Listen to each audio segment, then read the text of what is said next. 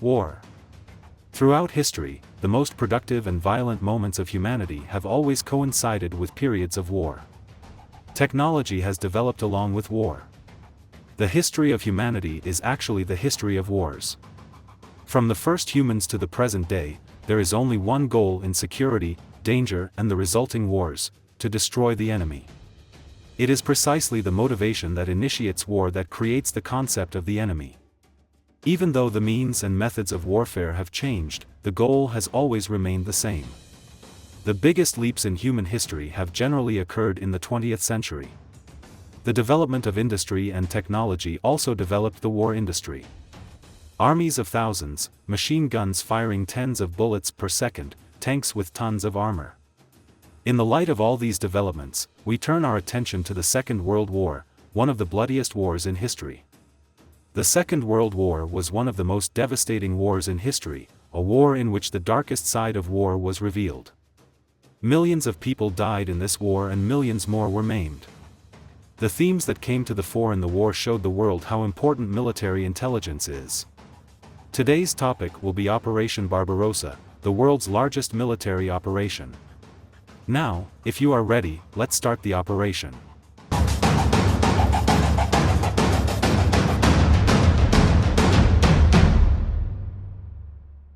Operation Barbarossa was Germany's military operation to invade the USSR in World War II between June 22 and December 5, 1941. Operation Barbarossa opened the Eastern Front of World War II. The operation was named after the Holy Roman Germanic Emperor Frederick Barbarossa, who lived in the 12th century and led the Third Crusade. The failure of this operation and the subsequent defeat of Germany on the Eastern Front was an important turning point that determined the fate of the war. World War II began with Germany's invasion of Poland on September 1, 1939. Britain and France, which had guaranteed Poland in March, declared war on Germany on September 3. Germany signed a non-aggression treaty with Russia on August 23, thus securing its Eastern Front and avoiding the danger of a two-front war. The Germans used a new tactic of warfare called lightning warfare, or blitzkrieg. This tactic relied on armored and motorized troops breaking through enemy lines at specific points and launching rapid attacks deep into enemy territory, supported by air power. Within 4 weeks, Germany had defeated Poland and controlled the western part of the country as far west as Warsaw. Eastern Poland was occupied by the Soviet Union under the Russo-German Pact. According to the Russo-German Pact, the Baltic states were left under Soviet influence. After completing the occupation of Poland, the Russians turned to the Baltic region. Desperate in the face of Russian pressure, Estonia, Latvia and Lithuania opened their territories to the Soviet armies. Finland, which resisted the Russian demands, had to surrender in March 1940 after a 3-month war. Having settled the Polish issue in the east, Germany turned its attention to France. The German army mobilized on May 10, 1940 and broke through the French front. The Germans entered Paris on June 14, and France accepted defeat and withdrew from the war on June 25. Italy, witnessing Germany's victory, declared war on Britain and France on June 10 and joined the war. Having brought France to its knees, Hitler now turned his attention to the Soviet Union. Plans to invade Russia were already drawn up in August 1940. According to the Russo-German Pact, Bessarabia and Bukovina were left to the Soviets.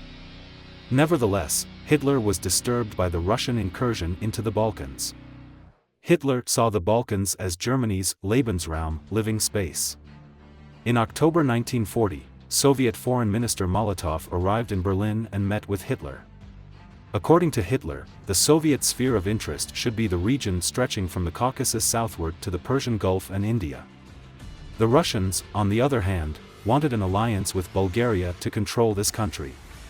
In addition, the Soviets were to be given bases in the Straits so that Turkey could be controlled by the Soviets. Hitler decided that the time had come to take action against the Soviets.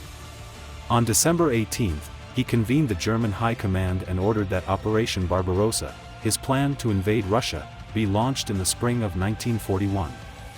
Hitler's reasons for attacking the Soviet Union were as follows: the ideological hostility of the Nazis towards Bolshevism, the complete conquest of Eastern Europe, which Germany defined as the field of life, and to force Britain to agree to peace by eliminating the Soviets. As can be seen, the Russian campaign was based on ideological reasons as much as strategic calculations. The Germans did not have sufficient intelligence about the Red Army.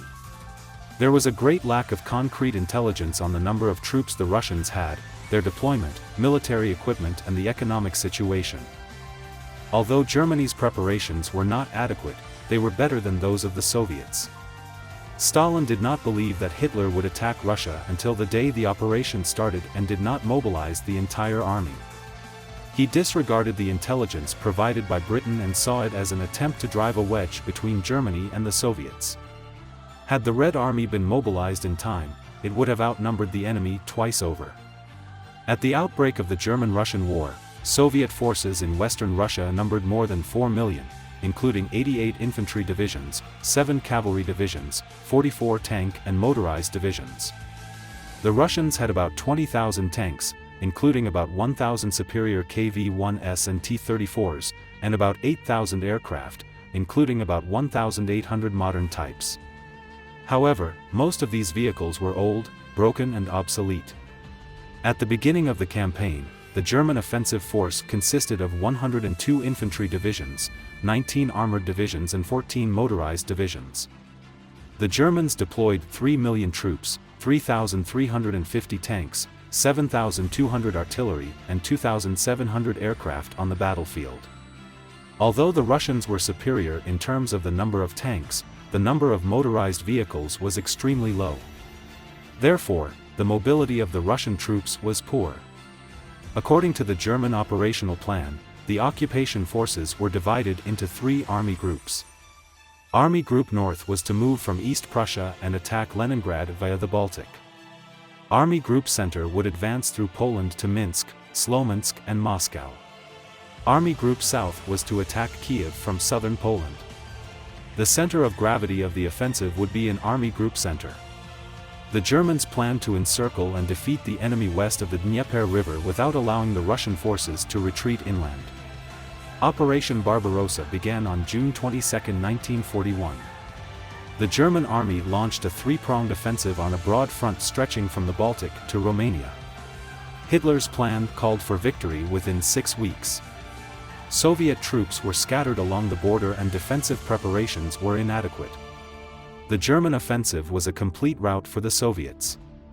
Red Army troops scattered along the border were caught by surprise and thousands of Russian planes were destroyed at airfields before they had a chance to take off. In the first week, Central Army Group destroyed 3,300 Soviet tanks at Minsk and took 324,000 prisoners of war. At Smolensk in mid-July, another 3,000 tanks were destroyed and 300,000 Russian soldiers captured.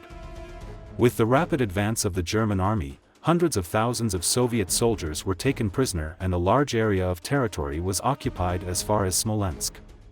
Army Group North encircled Leningrad and Army Group South reached the front of Kiev. But the Germans encountered much more stubborn resistance than they had expected. Germany's own losses were also much higher than planned. The German logistics system was not sufficient to support the rapidly advancing troops. The poor road network and wet weather in Russia made it difficult to advance and slowed the offensive. This slowdown allowed half of the Russian troops to retreat, evading German encirclement maneuvers. In this situation, the Germans were forced into an operation east of the Dnieper, which they were not willing to do. Army Group Center had reached Smolensk, 320 kilometers west of Moscow. The German generals wanted to advance rapidly towards Moscow, capture the capital and force the Russians to surrender. But they could not convince Hitler. Hitler ordered the occupation of the Donetsk Basin and Crimea, where industry and coal mines were located. Subsequently, a significant part of the Central Army Group forces moved south and entered Ukraine. Don't forget to subscribe to our channel if you want to watch the continuation of this exciting military operation. Continuation of Operation Barbarossa in the second video.